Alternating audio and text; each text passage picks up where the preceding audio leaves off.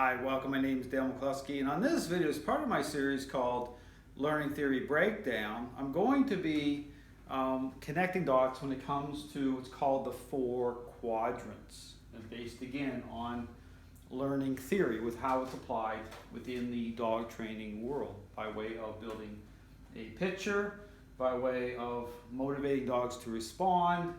And again, when you look at the 4 quadrants, this is where you get into this, disagreement, okay, amongst the two groups of trainers, both balanced and force-free, as to how to, adhere to or how to, promote this idea by way of shaping behavior as they define it. But again, we're going to talk about this whole issue of the picture itself.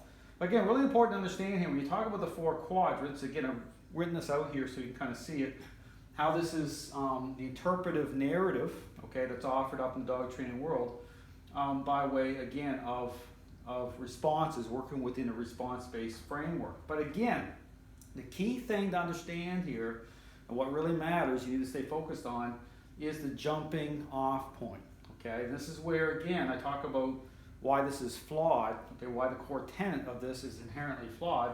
In fact, there's nothing redemptive, okay, by way of approaching training this way, okay, based on how this idea is applied, okay, based on, again, on the assumptions that are made based at a response level, based on appearances, okay, versus depth of relationship, looking at what underpins all of it by way of the motives that underpin response and how that ties into relationship by way of how a dog's decision-making process is influenced and governed.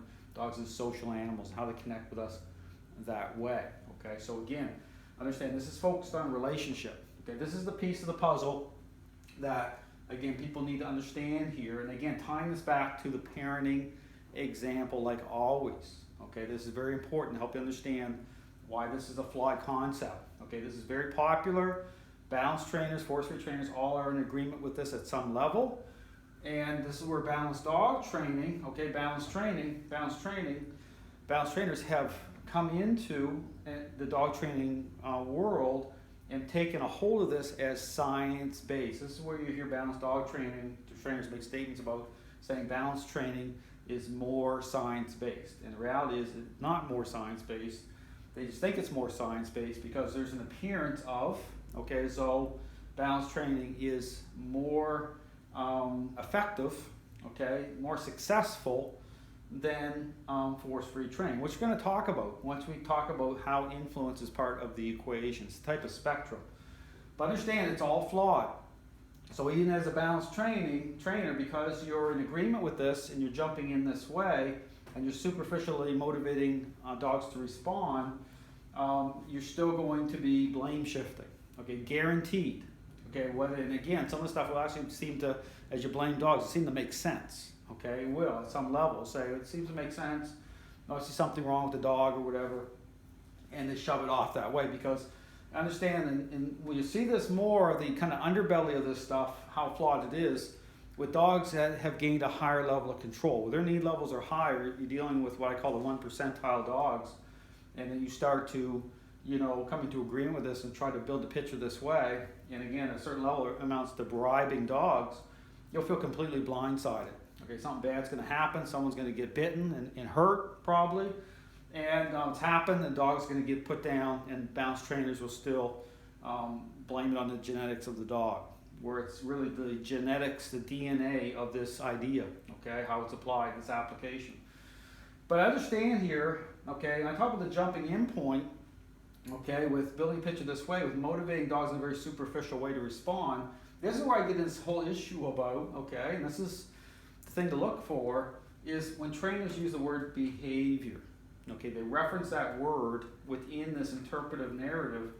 In reality is they're generating responses, okay, and those responses, okay, once you understand, just like my selfish child example, okay, in terms of responses, okay, and selfishness and the motives that underpin it, and then you start to apply this idea to generate certain responses that you want, okay, to make assumptions that aren't true, and you start shifting out this word for behavior, it's taken completely out of context, because you have to walk it back to look at how this idea is applied to understand that these are just responses that you're generating. It doesn't mean that behavior, the way that's being represented in the dog training world, and how it's being held up as something more meaningful happening by way of perception of dogs changing, that simply is a total misrepresentation of that word. Okay, understand? Because you have to actually understand how it's being applied, the way it's being applied, and understand about reconciling behavioral issues by way of control. Okay, I mean, this is the whole thing. Just like, reconciling the same thing to my selfish child example in terms of behavioral issues escalating as the child becomes more and more selfish, and then you're applying this idea that way, well, you should expect problems. I mean, that's the bottom line. You expect this to be a disconnected type of situation here. And that's exactly what's happening.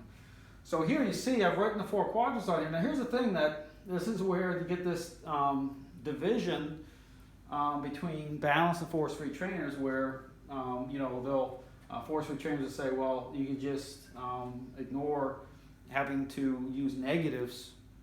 And again, the way to look at negative, okay, I put this thing about the negative part of this, okay? Negative is influence. Okay, you bring a dog under a level of influence, okay? And so the negative part, okay, force-free trainers are all kind of like totally in agreement with this at a very high level. So they'll say, well, you can trust what you see this way, and so therefore you don't even need to apply a negative. You can just work off of a positive, and this is where you get in this whole kind of this ideology part of this, which the whole thing is anyway. It's a belief system. But at a certain level, they get into this thing about their idea. Just think about it as a parent has a certain attitude about parenting, about discipline, about punishment. It's no different. Understand, you're really working off the same type of parenting example that way, where force-free training really represents more of a permissive parenting style for sure.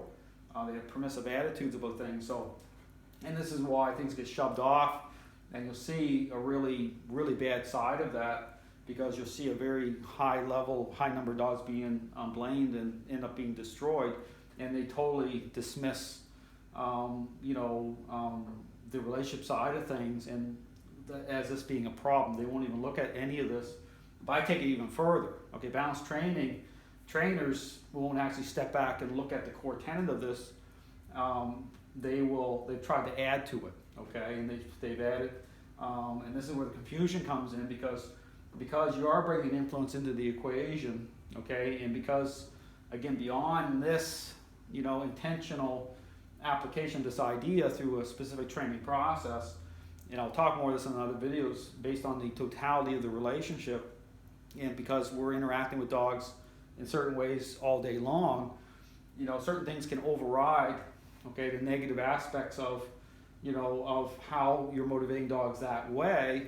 But the problem is, it still brings us into focus as though this is the way to go, because they'll say, well, it works for me. I don't understand why it doesn't line up for the other person, and there's confusion in that. Okay, and that's another conversation for another time. But all that matters is to understand that the way to override, again, I keep saying this, override the confusion of this and having your legs taken out by all this stuff is an interaction-based approach. Okay, understand that's your guarantee. Okay, that you're not going to enter into a problem with this stuff. So understand here, when you hear that word behavior being switched out, it's being totally misrepresented. Okay, based again on how this idea is applied, the perception of dogs, how, again, in terms of, again, looking at this properly. So I just kind of listed this here as the plus R and the minus P is basically, at the level at which is how it's being applied, the way it's applied, bribery.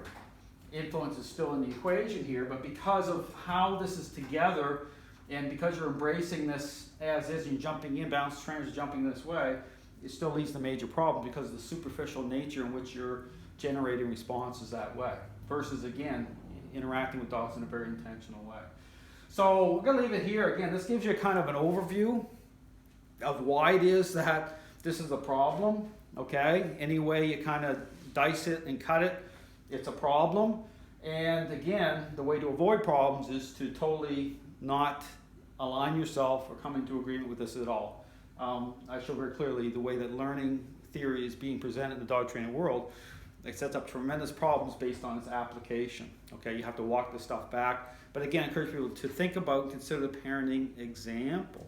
You know, take everything I say and think about being a parent, and if you're to do here what's being done in the dog training world, you end up with the exact same result. Okay, very problematic. So again, something to look at. I'm going to be putting out more videos. Again, continuing to connect dots here to encourage people to really think about the path to take when it comes to a process by way of a interaction-based approach. Thanks for watching.